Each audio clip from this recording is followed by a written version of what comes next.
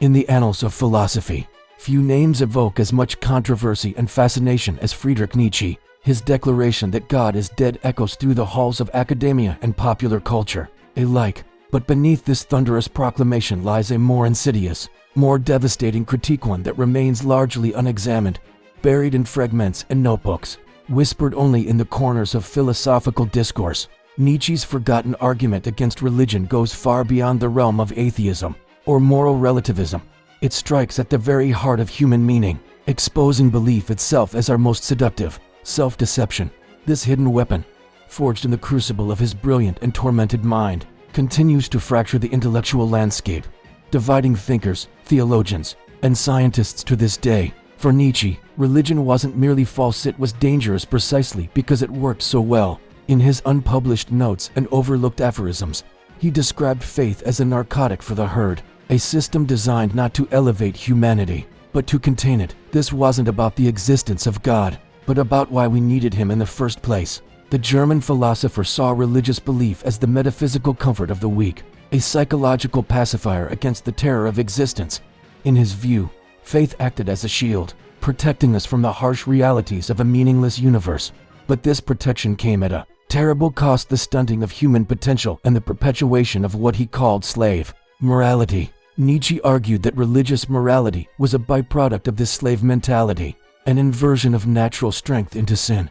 The virtues celebrated by faith, humility, obedience, self-denial, were, in his eyes, tools of control, designed to keep the masses docile and subservient. Prayer, he claimed, ritualized submission rather than empowerment, encoding fear and obedience into the very language of the sacred. But Nietzsche's critique went deeper still.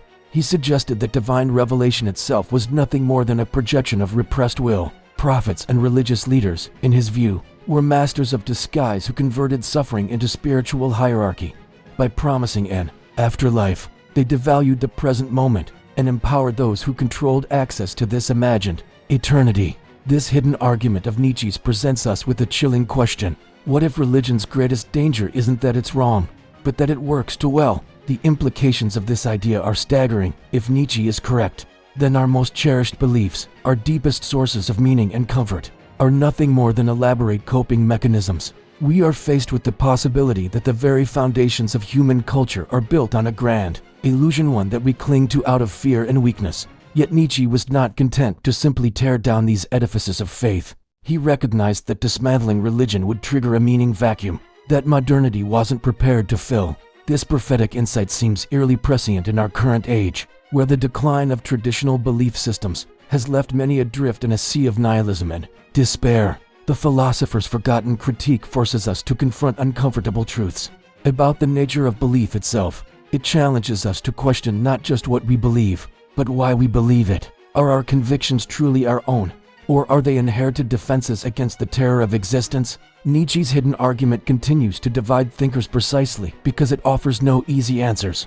It leaves us standing on the edge of an abyss, staring into the void of a universe without inherent meaning.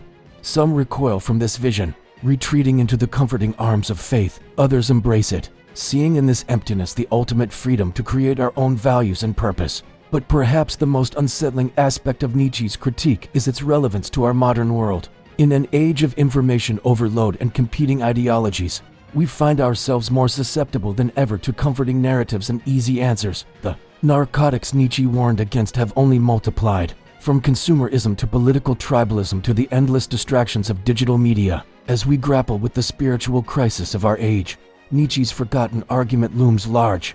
It challenges us to confront the possibility that our search for meaning itself may be a form of self-deception. Yet it also offers a glimmer of hope, the potential for a new kind of human being, one who can face the abyss without flinching and create meaning in a world stripped of illusions. This is the legacy of Nietzsche's hidden critique, a philosophical time bomb that continues to detonate in the minds of those who dare to engage with it. It leaves us with a final, haunting question. In a world without God, without inherent meaning, what will we become? The answer, perhaps, lies not in any single belief system or ideology, but in our willingness to confront the hardest truths about ourselves and our place in the universe. Nietzsche's forgotten argument against religion may be disturbing, but it also offers a path to a more authentic, more courageous way of being, one that embraces the full complexity of human existence. with all its terror and all its possibility. As we stand at the crossroads of belief and doubt, of meaning and nihilism, Nietzsche's hidden critique beckons us forward. It dares us to look beyond the comforting illusions of faith and face the raw, unvarnished reality of our condition. In doing so, we may find not despair, but a new kind of freedom, the freedom to create our own values, to forge our own path through the wilderness of existence. This is the challenge that Nietzsche's forgotten argument presents to us, more than a century after it was first conceived. It is a challenge that still divides thinkers, that still provokes fierce debate and soul-searching introspection. And it is a challenge that may hold the key to understanding and perhaps overcoming the spiritual crisis of our age. In the end, Nietzsche's hidden weapon against religion is not just a critique of faith, but a call to a higher form of human consciousness. It asks us to confront the most difficult questions of existence head-on, without the crutch of comforting illusions. Only by doing so, he argued, can we truly become who we are meant to be, creators of meaning in a universe that offers none. As we grapple with this profound and unsettling idea, we are left to wonder, are we ready to heed Nietzsche's call? Are we prepared to step out of the shadows of belief and into the harsh light of uncompromising truth? The answer to these questions may well determine the future of human thought and culture in the centuries to come. In the twilight of the 19th century, a philosopher's pen etched words that would echo through time, predicting a world unmoored from its spiritual foundations. Friedrich Nietzsche, the iconoclast of his age, not only challenged the existence of God but dared to expose belief itself as a mere survival mechanism. Yet, hidden within his unpublished notes and overlooked essays lies an argument so unsettling that it continues to divide thinkers to this day, a forgotten critique that may hold the key to understanding the spiritual crisis of our modern era. As we delve into Nietzsche's prophetic vision, we uncover a term he coined, European nihilism. This was not merely a rejection of religious dogma, but a foreboding of the void that would emerge in a world without divine purpose. Nietzsche foresaw a future where the death of God would create a spiritual vacuum, a chasm so vast that no ideology could hope to fill it. And now, over a century later, we find ourselves grappling with the very consequences he anticipated. Look around, and you'll see the signs of this spiritual malaise everywhere. Anxiety grips the masses, nihilism seeps into the collective consciousness, and identity crises plague individuals. On an unprecedented scale, could this be the world Nietzsche envisioned? Was his critique not simply an attack on religion, but a dire premonition of the psychological turmoil that would ensue in its absence? As we peer closer, patterns begin to emerge, patterns that Nietzsche himself might have recognized. Political extremism rises from the ashes of abandoned faith. Cults of personality flourish in the absence of divine authority, and digital tribes form, desperately seeking connection in a world bereft of transcendent meaning. These are not mere coincidences, but the very phenomena that fill the void where faith once resided. Nietzsche's fears extended beyond the realm of spirituality. He anticipated that science, in its quest to explain the universe, might itself become a new religion, one devoid of ethical grounding. In our modern world, we see this prediction manifest in the blind worship of technological progress, often at the expense of moral considerations. The philosopher's concept of resentment, a psychological state born of powerlessness and envy, early foreshadows the identity politics and victim narratives that dominate our current discourse. Consider, too, Nietzsche's notion of the will to power. When untethered from spiritual morality, this drive leads not to self-actualization, but to the embrace of radical ideologies. We see this played out in the extremes of our political spectrum, where the absence of a unifying moral framework gives rise to divisive and often destructive worldviews. In one of his more provocative statements, Nietzsche described modern man as a godless ape worshipping shadows. How prophetic these words seem when we observe the phenomena of social media, where millions engage in digital rituals that mirror the very herd instinct Nietzsche warned against. We have traded the cathedral for the smartphone, finding false communion in likes and shares. The statistics paint a grim picture. As organized religion declines, rates of mental illness and existential dread soar. The correlation is stark, yet we struggle to acknowledge it. Nietzsche, in his Prescience, called secular humanism a ghost in old robes, a hollow imitation of the spiritual structures it sought to replace. And indeed, we find ourselves adrift, clinging to ideologies that provide the illusion of meaning without the substance of true belief. Perhaps most unsettling is Nietzsche's claim that even atheism could become a religious structure, if not self-aware. We see this prophecy fulfilled in the dogmatic certainty of some scientific materialists, who replace faith in God with an unquestioning belief in empiricism. The philosopher predicted that without a new foundation for meaning, humanity would seek false prophets in technology and power, a forecast that seems all too accurate. In an age of tech billionaires and political demagogues, as we contemplate Nietzsche's forgotten argument, a chilling question emerges. If he was right about the consequences of killing God, have we already replaced the divine with something far more dangerous? Have we, in our haste to liberate ourselves from the chains of religious dogma, unwittingly embraced new masters that demand even greater sacrifices of our autonomy and humanity? The digital age, with its promise of connection and enlightenment, bears an uncanny resemblance to Nietzsche's warnings. Social media platforms, designed to bring us together, often serve to amplify our basest instincts and deepest insecurities. The philosopher's concept of the last man, a being devoid of passion or ambition, seeking only comfort and distraction, seems eerily embodied in the endless scroll of our news feeds and the mindless consumption of digital content. Yet, Nietzsche's critique was not merely a lament for a lost world of faith. It was a call to action, a challenge to create new values in the face of nihilism. He envisioned the possibility of an Übermensch, a being capable of fashioning meaning in a meaningless universe. But have we risen to this challenge? Or have we instead retreated into the comforting illusions of our own making? The spiritual crisis of our age manifests in myriad ways. We see it in the rise of New Age philosophies that promise enlightenment without the rigors of traditional spiritual practice. We witness it in the commodification of mindfulness, stripped of its deeper spiritual context and repackaged as a productivity tool. Even our obsession with self-improvement and personal branding can be seen as a desperate attempt to fill the void left by the absence of a higher purpose. Nietzsche's forgotten argument forces us to confront uncomfortable truths about our modern condition. It challenges us to question whether our rejection of traditional faith has truly led to greater freedom, or if we have simply exchanged one form of bondage for another.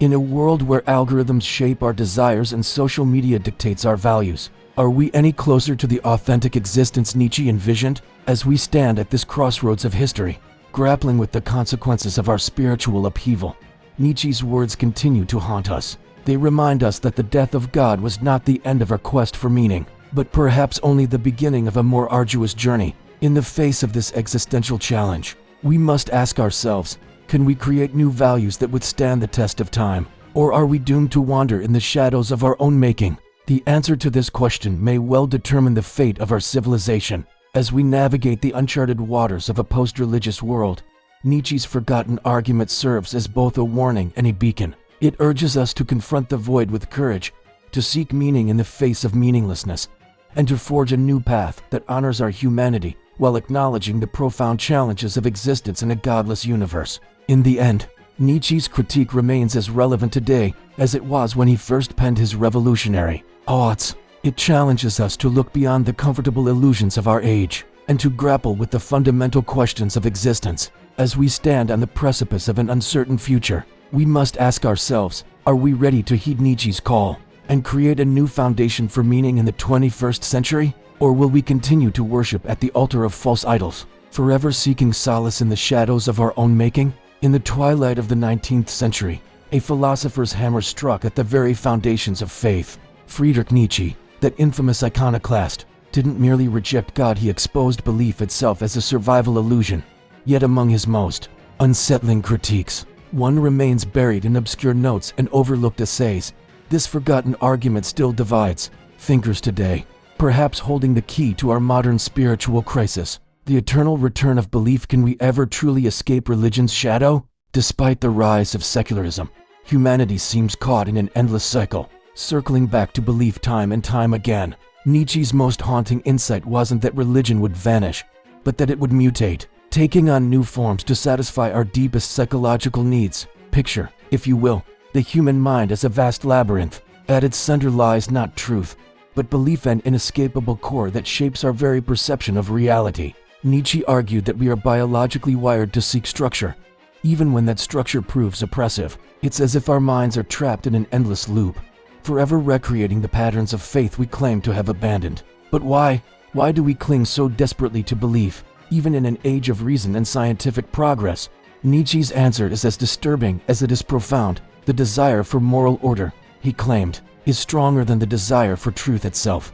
We would rather live in a comforting lie than face the cold indifference of an uncaring universe. Even atheism, that bastion of rationality, does not escape Nietzsche's critique. He saw in it the same dogmatic tendencies that characterize traditional religion. The fervent atheist, in rejecting God, often creates new absolute. Science becomes infallible, reason becomes divine. The form may change, but the underlying structure of belief remains. Democracy, that sacred cow of the modern world, didn't escape Nietzsche's penetrating gaze either.